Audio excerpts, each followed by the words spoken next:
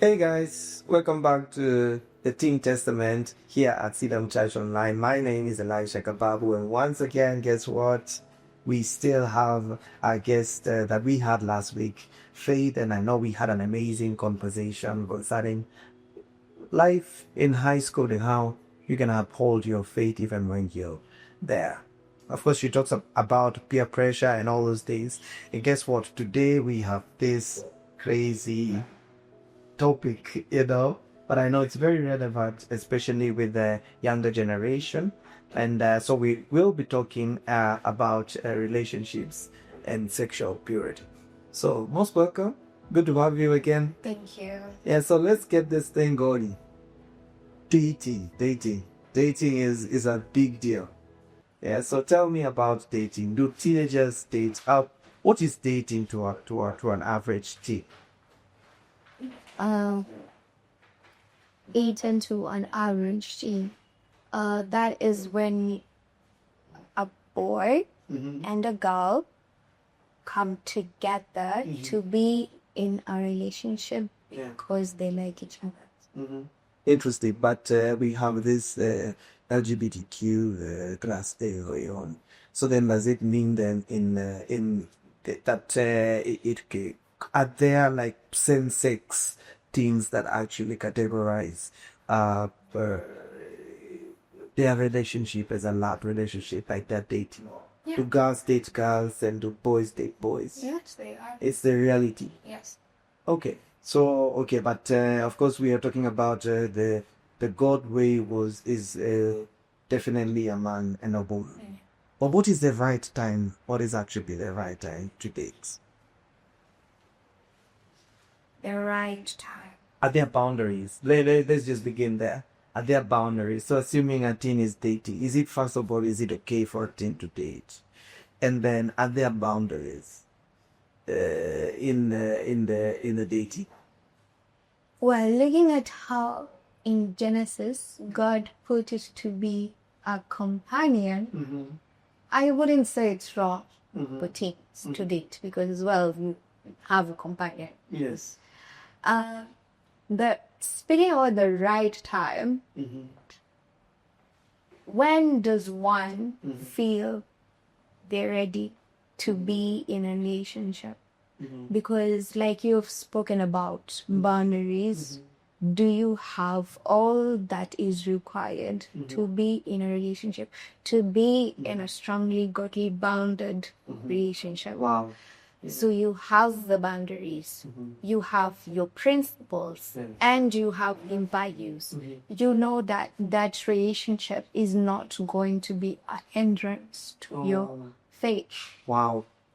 So then when you feel like you have that you're ready to be in a relationship. Okay. Yeah. Wow. Interesting. So how does a healthy relationship look like? A healthy relationship. Okay. One thing that I have learned is it is most necessary for you to be in an equally yoked relationship. Equally yoked? Yeah. As opposed to unequally? Yeah. Okay. That What does that mean? both- What does that mean? That you both share the same faith. You both believe in God, and not only believe in God, you both live to be obedient to Christ. Wow. So that whatever you do in your relationship will be as to glorify God. Because there is a verse that says, in everything you do, eat or drink Pray for the glory of God. Wow. Amazing. In everything you do. So it being an equally yoked relationship, none of you are going to hinder one another into fulfilling one's purpose. Wow, that's really profound. It doesn't even sound like it's coming from a team. Like it's a very mature statement you say right there. So boundaries. Boundaries. So in a healthy relationship, what are the boundaries? Where should I go? Where should I stop? Where does it stop? Of course, we can be of the same faith. We could be equally yoked. But then, what are the boundaries? Are there boundaries, or are we kissing? Are we cuddling? I'm just a curious nation. What are the boundaries? Do you know you? Well, wow. Okay. Do you know the extent that you can reach? Because you may have different limits. Yes. So, to you, just kissing is dangerous for you. You may go to extents where you're not supposed to. Yeah.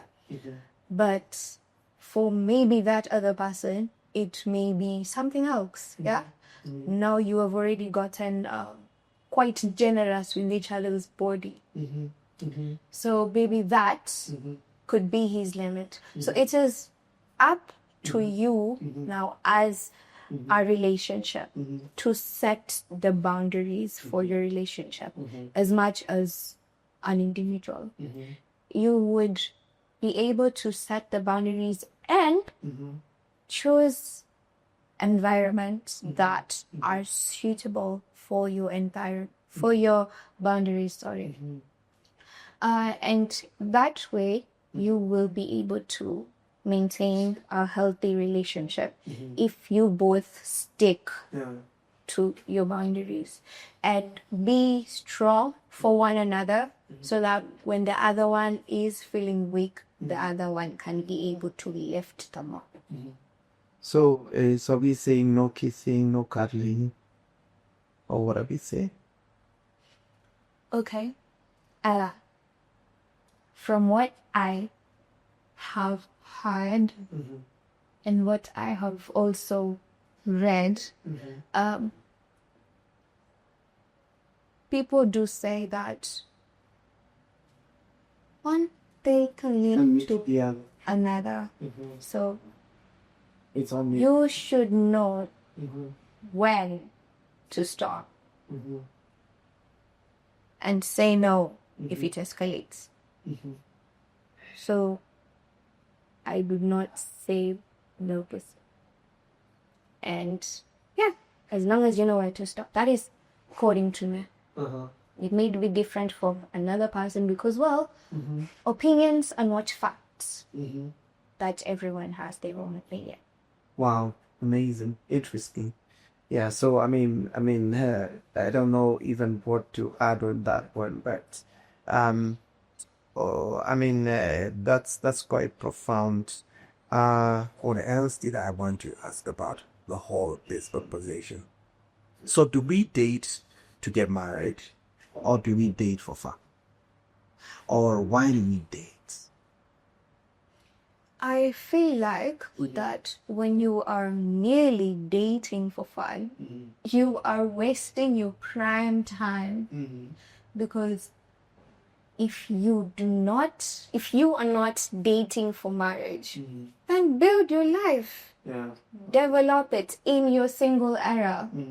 Take your time to grow, become financially stable until you meet the one. Yeah. I do not think dating should be for fun, because the Bible doesn't even talk so much about dating. It talks about marriage. So you can find that even when you say dating for fun, that's merely satisfying each other sexually. So sex is sacred, isn't it?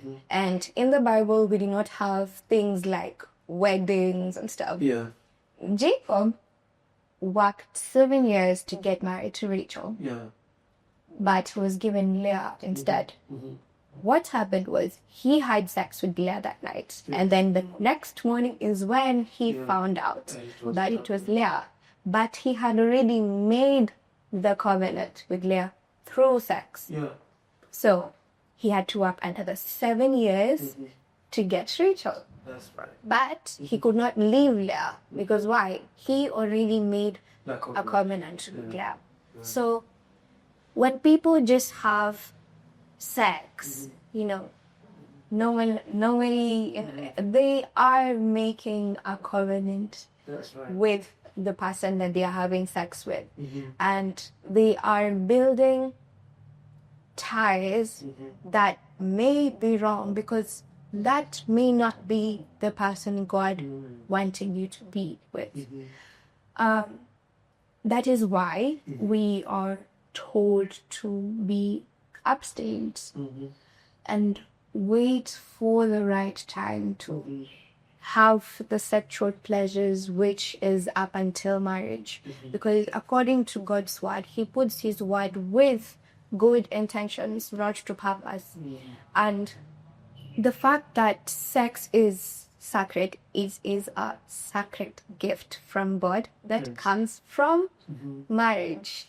And then you do not even have to worry about these weeds, because it is safely bounded. Yes.